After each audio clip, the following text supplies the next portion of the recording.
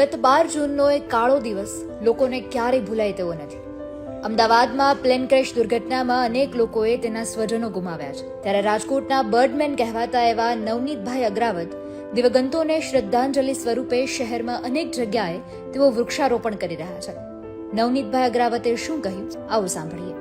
હા, એ ખૂબ જ અમને દુઃખ થયું અને સાંભળ્યું, સોશિયલ મીડિયામાં જોયું તો એક વિચાર આવ્યો કે આપણે જે ગ્રુપ ચલાવીએ છીએ રાજકોટમાં, one tree kitchen garden and plantation group, તો એ પ્લેન દુર્ઘટનાની અંદર જેટલા મૃતકો છે એના સમણાર્થે અમે વૃક્ષ વાવવાનો એક સંકલ્પ કર્યો છે અને ઓલરેડી કામ ચાલુ છે. આપણે એરપોર્ટથી કાલાવ રોડ બ્રિજ સુધીનું ટ્રી ગાર્ડની અંદર અમે વૃક્ષો વાવવાનું સ્ટાર્ટિંગ કરેલું છે અને હજી શાળા કોલેજની અંદર પણ અમે વાવશું. હા, ટીઆરપી કાંડની અંદર જેટલા બાળકોને જે કોઈ ઘટના બની એના ઓલરેડી અમે ત્યારે જ વૃક્ષોનું વાવવાનો એક સંકલ્પ કર્યો અને એ વૃક્ષો અત્યારે લહેરાય છે સરસ મજાના.